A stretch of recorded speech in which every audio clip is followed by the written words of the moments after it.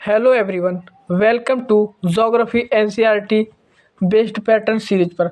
दोस्तों, ये एनसीईआरटी की सीरीज है जिसमें हम भारत का भूगोल और विश्व का भूगोल कर रहे हैं। ये दृष्टि आईएएस के द्वारा दी गई बुक है। दोस्तों, इसमें हम पहले से ही 3 क्लास को पूरा कर चुके हैं। अगर आपने वो क्लास नहीं देखी है तो आप जाकर इसकी प्लेलिस्ट में देख सकते हैं। मैंने इसकी प्लेलिस्ट बना दी है। जो आज की क्लास हमारी वो चौथे नंबर की क्लास है। आज हम उसको करने वाले हैं।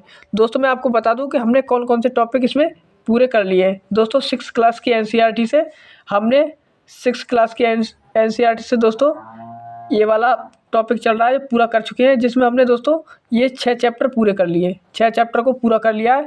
जो आज का हमारा चैप्टर होगा वो होगा हमारा देश भारत और भारत जलवायु वनस्पतिक तथा वन्य प्राणी। आज की ये चैप्टर करेंगे और अगली क्लास में करेंगे पुरानी एनसीईआरटी से ये देश और उनके निवासी भाग वन को करेंगे। तो चलिए दोस्तों, आज देखते हैं हमारा देश भारत के बारे में क्या क्या फैक्ट दे रखे। दोस्तों, ये है हमारा देश भारत, चैप्टर नंबर 7 है 6 क्लास की एनसीईआरटी से। दोस्तों, इसमें ये प्रश्न दे रखा है पहले नंबर का, उसको देख लेते हैं। प्रश्न है, भारत की मुख्य भूमि का विस्तार दक्षिण से उत्तर की ओर किन अक्षांशों के मध्य है। दोस्तों, ये जो भारत की भूमि है उसका अक्षांश पूछा है, कौन कौन से अक्षांश पर है। तो दोस्तों, ये अक्षांश है 8 डिग्री 4 मिनट उत्तर से लेकर 37 डिग्री 6 मिनट उत्तर तक इसका विस्तार है। तो ऑप्शन ए राइट आंसर हो जाएगा इसमें। दोस्तों, व्याख्या देख लेते हैं। भारत उत्तरी गोलार्ध में स्थित है। भारत की मुख्य भूमि का विस्तार 8 डिग्री 4 मिनट उत्तर तथा 37 डिग्री 6 मिनट उत्तरी अक्षांशों के बीच है। नेक्स्ट प्रश्न देखते हैं। नेक्स्ट प्रश्न क्या है हमारा? अगला प्रश्न है प्रश्न नंबर 2। पश्चिम से लेकर पूर्व तक भारत का विस्तार देशांतरों के बीच है। दोस्तों, अब देशांतर विस्तार पूछ लिया। देशांतर विस्तार यहाँ से लेकर गुजरात से लेकर और अरुणाचल प्रदेश तक है। तो वो कितना है, चलिए दोस्तों उसको देख लेते हैं। तो दोस्तों, उसका विस्तार है 68 डिग्री 7 मिनट पूर्व से पूर्वी देशांतर से लेकर 97 डिग्री 25 मिनट पूर्वी देशांतर इसका विस्तार है। तो ऑप्शन डी राइट आंसर इसका हो जाएगा। चलिए दोस्तों, इसकी व्याख्या देख लेते हैं।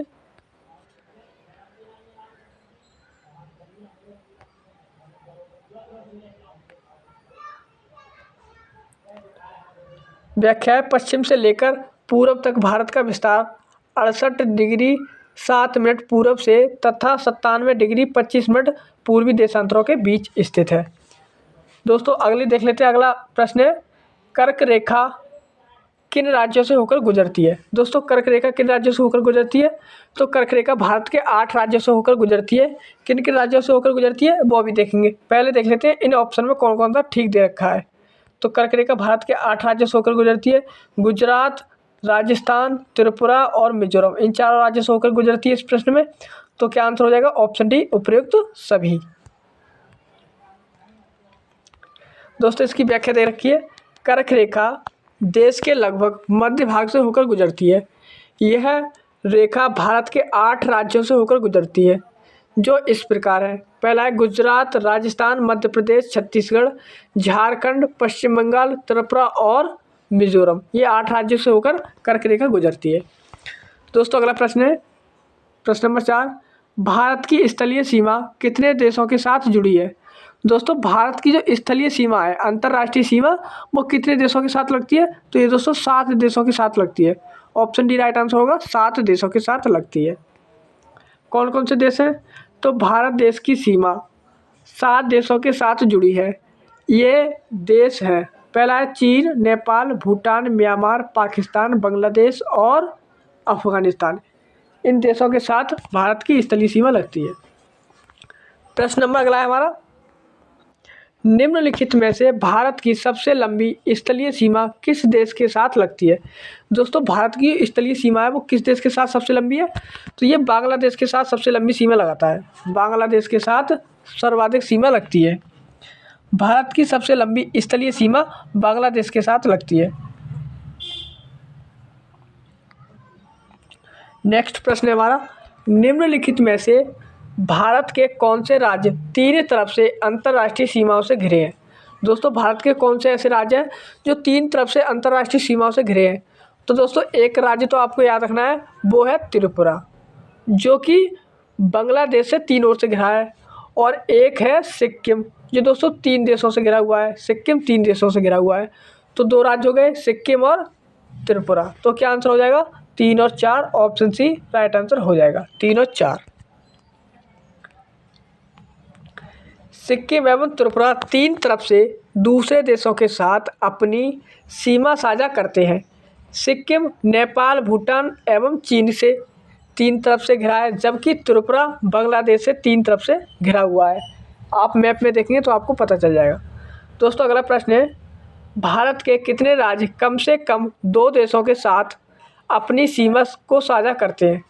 दोस्तों भारत के ऐसे कितने राज्य हैं जो दोस्तों 2 देशों के साथ अपनी सीमा साझा करते हैं? तो दोस्तों वो है 7 राज्य। 7 राज्य ऐसे हैं जो अपनी अंतर्राष्ट्रीय सीमा 2 देशों के साथ साझा करते हैं। अब वो कौन कौन से राज्य हैं और कौन कौन से देश हैं उनको भी एक बार देख लेते हैं। ये दे रखे हैं दोस्तों।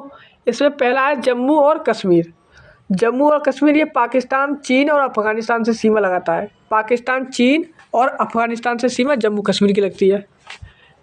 उत्तराखंड की बात करें तो उत्तराखंड नेपाल और चीन से लगाता है। सिक्किम अभी आपको बताया, सिक्किम नेपाल, भूटान और चीन से लगाता है।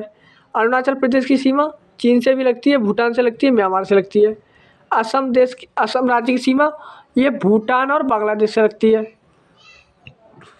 पश्चिम बंगाल की बात करें तो ये बांग्लादेश से सर्वाधिक लगाता है अपनी सीमा, फिर भूटान से और नेपाल से लगती है इसकी सीमा।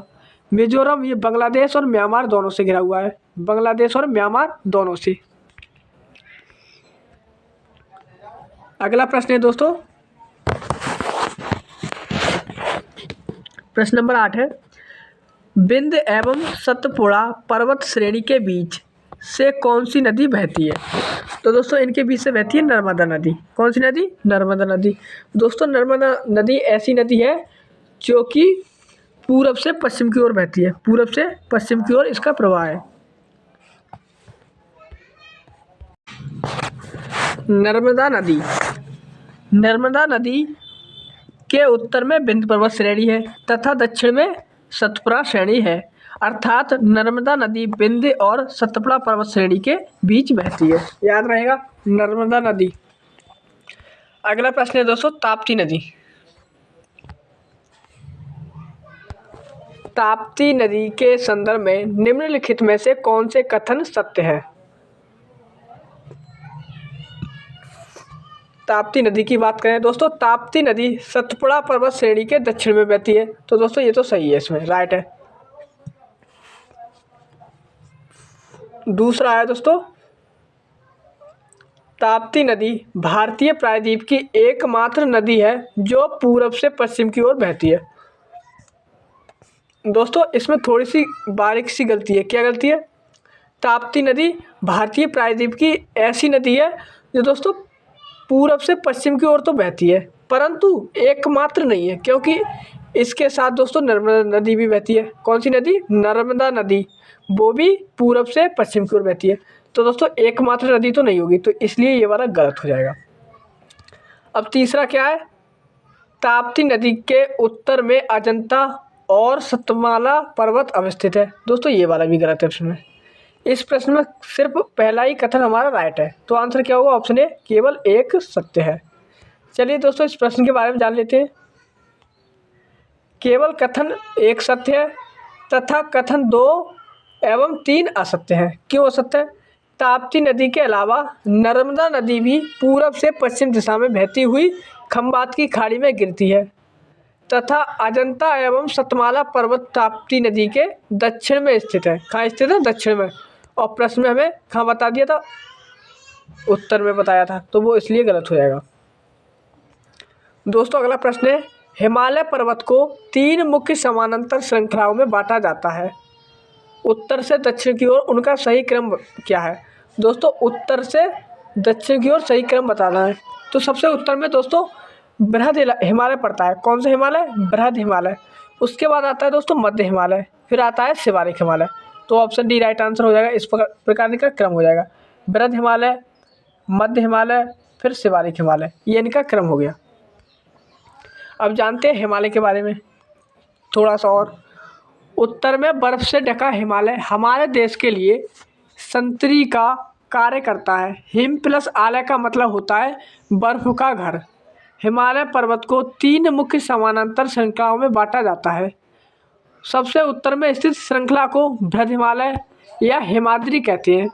मध्य हिमालय में हिमाचल हिमाद्री के दक्षिण में स्थित शिवालिक सबसे दक्षिण में स्थित श्रृंखला है।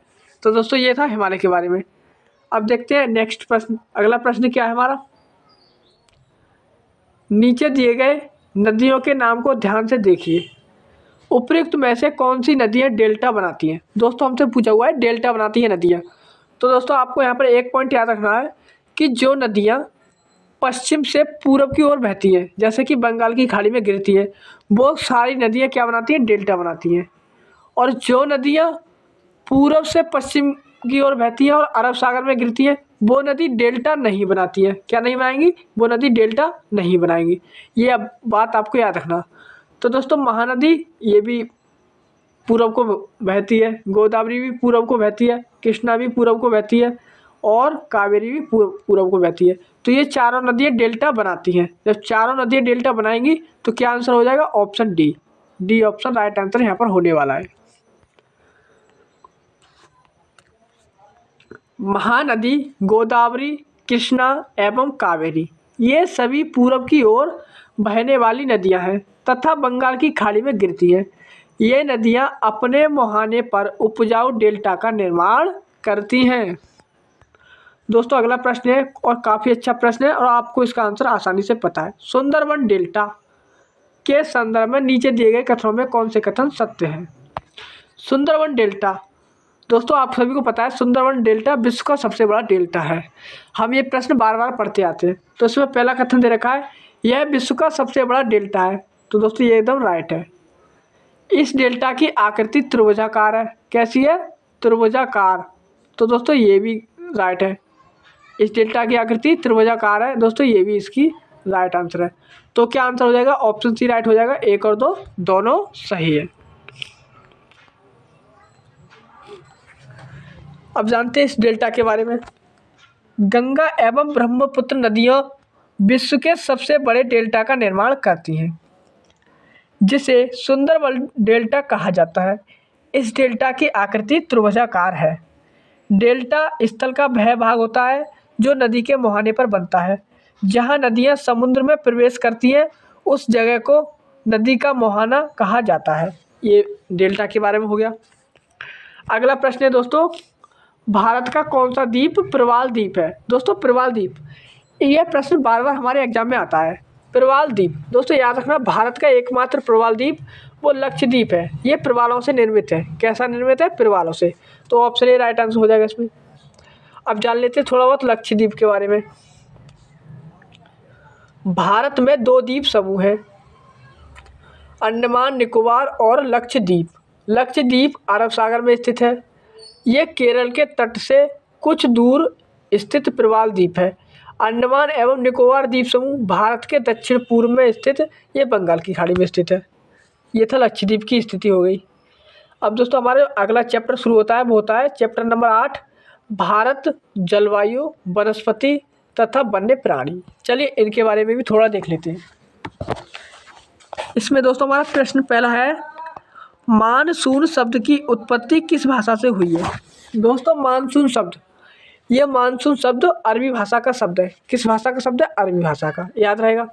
चलिए दोस्तों मानसून के बारे में जान लेते हैं थोड़ी सी जानकारी। मानसून शब्द अरबी भाषा के मौसम से घिरा, मौसम से लिया गया है, जिसका अर्थ होता है मौसम। मौसम वायुमंडल में दिन प्रतिदिन होने वाला परिवर्तन है तथा किसी स्थान पर अनेक वर्षों 30-35 वर्षों में मापी गई मौसम की औसत दशा को जलवायु कहते हैं। क्या कहते हैं, जलवायु। चलिए दोस्तों आगे बढ़ते हैं।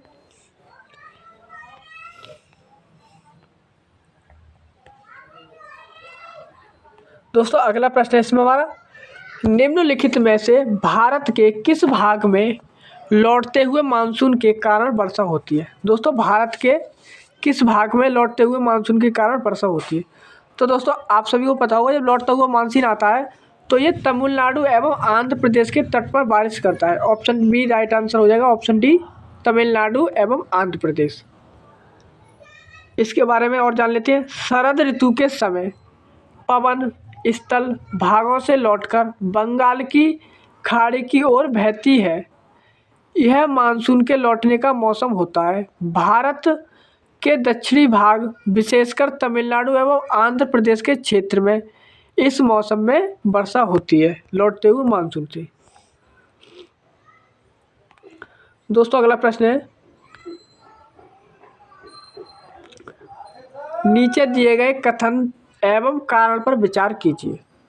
कथन ए दे रखा है, कारण ए दे रखा है।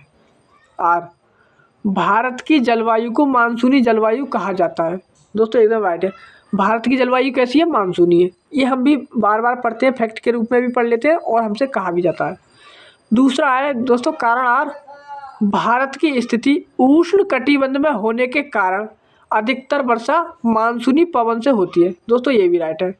दोस्तों ये भी राइट है।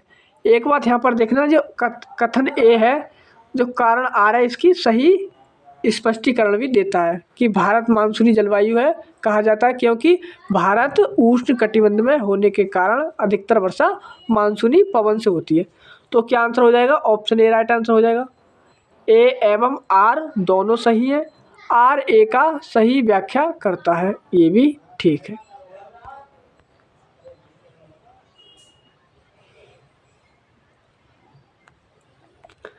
चलिए दोस्तों जलवायु के बारे में जानते हैं।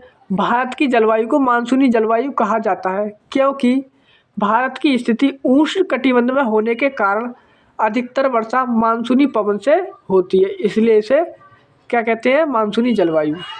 अगला प्रश्न है, किसी स्थान की जलवायु के निर्धारण में कौन कौन से कारक महत्वपूर्ण होते हैं? किसी स्थान के निर्धारण, जलवायु के निर्धारण में दोस्तों किसी स्थान की जलवायु कैसे निर्धारित होती है? तो स्थान की स्थिति कैसी है, उसकी ऊंचाई कितनी है, समुद्र से दूरी कितनी है और उच्छावच उसका कैसा है, इन सभी के द्वारा जलवायु की स्थिति का पता लगता है। तो क्या आंसर हो जाएगा इसमें? उपयुक्त तो सभी, ऑप्शन डी राइट आंसर हो जाएगा। किसी स्थान की जलवायु उसकी स्थिति, ऊंचाई, समुद्र से दूरी तथा उच्छावच पर निर्भर करती है, इसलिए हमें भारत की जलवायु में क्षेत्रीय भिन्नता का अनुभव होता है। दोस्तों नेक्स्ट प्रश्न है, विश्व में सर्वाधिक वर्षा कहाँ होती है? तो सर्वाधिक वर्षा विश्व में भारत में होती है, भारत के मौसिनराम में। कहाँ होती है? मौसिनराम में। मौसिनराम में वर्षा होती है। विश्व में सबसे अधिक वर्षा मेघालय में स्थित मौसिनराम में होती है। भारत में उष्ण कटिबंधीय वर्षावन कहाँ पाए जाते हैं? दोस्तों भारत में उष्ण कटिबंधीय वर्षावन कहाँ पाए जाते हैं? ये दोस्तों अंडमान निकोबार द्वीप समूह पर पाए जाते हैं और उत्तर पूर्वी राज्यों में भी पाए जाते हैं और पश्चिमी घाट में भी पाए जाते हैं। 1, 2 इन तीनों में पाए जाते हैं। तो क्या आंसर हो जाएगा हमारा? आंसर इसमें हो जाएगा 1, 2, 3 ऑप्शन ए राइट आंसर हो जाएगा। चलिए दोस्तों इसके बारे में जान लेते हैं थोड़ा। उष्ण कटिबंधीय वर्षावन उन क्षेत्रों में पाए जाते हैं जहां वर्षा बहुत अधिक होती है। ये इतने घने होते हैं कि सूर्य का प्रकाश जमीन तक नहीं पहुंच पाता है। ये वन वर्ष के अलग अलग समय पर अपनी पत्तियां गिराते हैं, फलतः वे हमेशा हरे भरे दिखाई देते हैं, इसलिए इन्हें सदाबहार वन भी कहा जाता है। भारत में ये वन अंडमान निकोबार द्वीप समूह, उत्तर पूर्वी राज्यों के कुछ भागों तथा पश्चिमी घाट की संकरी पट्टी में पाए जाते हैं। अगला प्रश्न है दोस्तों, हमारे देश के अधिकांश भाग में किस प्रकार के वन पाए जाते हैं? दोस्तों हमारे देश का जो अधिकांश भाग है वहाँ पर उष्ण कटिबंधीय पतझड़ वन पाए जाते हैं। कैसे वन? पतझड़ वन, उष्ण कटिबंधीय पतझड़ वन पाए जाते हैं।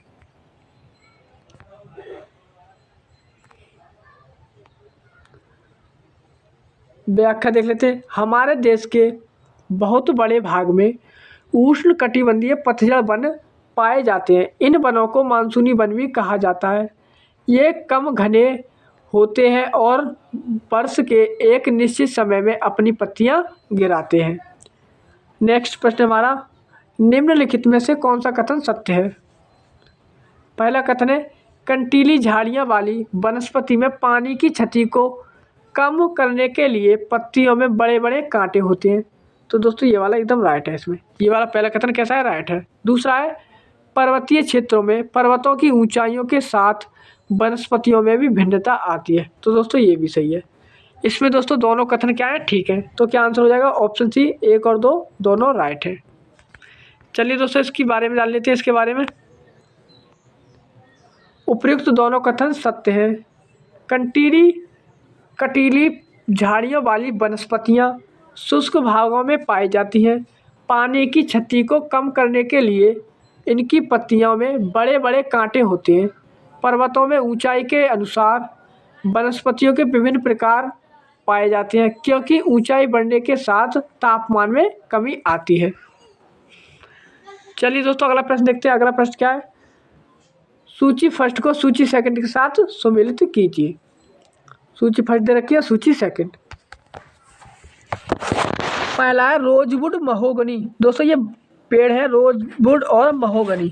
रोजवुड और महोगनी वृक्ष ये दोस्तों कहाँ पाए जाते हैं? उष्ण कटिबंध सदाबहार वन है। ये उष्ण कटिबंध सदाबहार वन है।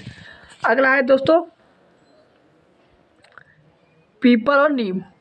पीपल और नीम ये दोस्तों कैसे बने? तो ये उष्ण कटिबंधीय पतझड़ बने। उष्ण कटिबंधीय पतझड़ बने। और खैर बबूल ये दोस्तों कंटीली झाड़ियाँ हैं। खैर बबूल ये कंटीली झाड़ियाँ हैं। पाइन और देवदार ये दोस्तों पर्वतीय बने। पाइन और देवदार ये क्या है? पर्वतीय बने। तो दोस्तों इसमें क्या आंसर राइट हो जाएगा? इसमें हो जाएगा 2 4 3 और 1। 2 4 3 1। 2 4 3 1 ऑप्शन सी में दे रखा है। तो ऑप्शन सी राइट आंसर हो जाएगा इसमें।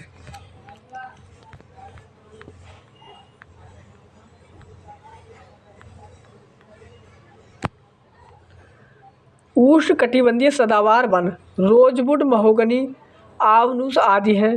उष्ण कटिबंधीय पतझड़ वन इसमें पीपल नीम शीशम सागौन साल आदि पाए जाते हैं। कंटीली झाड़ियों में खैर है, बबूल है, फैक्टस है, कीकर आदि।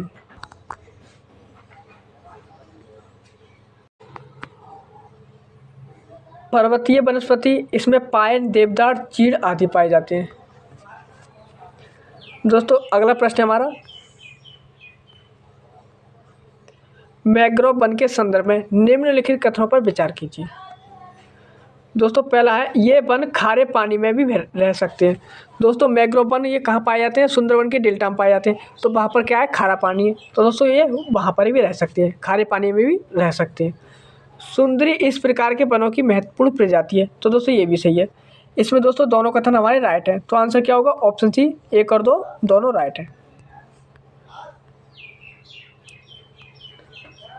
मैंग्रोव वन खारे पानी में भी रह सकते हैं। ये मुख्यतः पश्चिम बंगाल के सुंदरवन तथा अंडमान एवं निकोबार द्वीप समूह में पाए जाते हैं। सुंदरी इस प्रकार के वनों की महत्वपूर्ण प्रजाति है।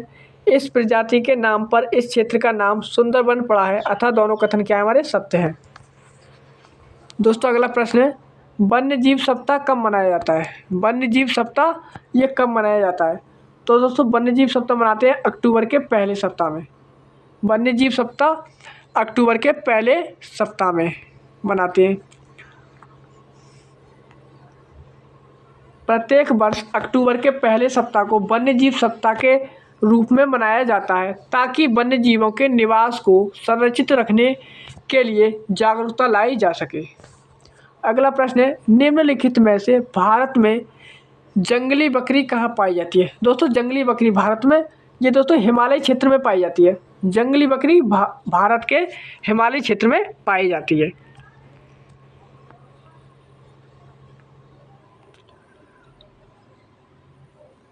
जंगली बकरी हिम तेंदुआ आदि हिमालय क्षेत्र में पाए जाते हैं। अगला प्रश्न है भारत में जंगली गधे का प्राकृतिक निवास स्थान कहाँ है? जंगली गधे का प्राकृतिक निवास स्थान तो दोस्तों जंगली गधा ये कच्छ के रण में रहते हैं। कहाँ रहते हैं? कच्छ के रण में जंगली गधे। तो भारत में जंगली गधे कच्छ के रण में पाए जाते हैं। ऑप्शन सी राइट आंसर हो जाएगा इसका। दोस्तों ये आज की क्लास को हम यहीं तक रखते हैं, क्योंकि दोस्तों अगला चैप्टर शुरू हो जाता है यहाँ से। जो पुरानी एनसीईआरटी है उसमें देश और उनके निवासी भाग 1, ये दोस्तों हम अगली क्लास में करेंगे, कि फिर क्लास यहाँ से मिक्स हो जाएगी, तो इसलिए अगली क्लास में करेंगे। आज तक की जो क्लास हमारी पूरी हो गई 4 क्लास, आप उनको अच्छे से देख लीजिएगा और अच्छे से उनको याद कर लीजिएगा। तो चलिए दोस्तों, कल का हमारा टॉपिक होगा अफ्रीका। तो दोस्तों इस क्लास को हम यहीं तक रखते हैं, मिलेंगे अगली क्लास में, तब तक के लिए जय हिंद।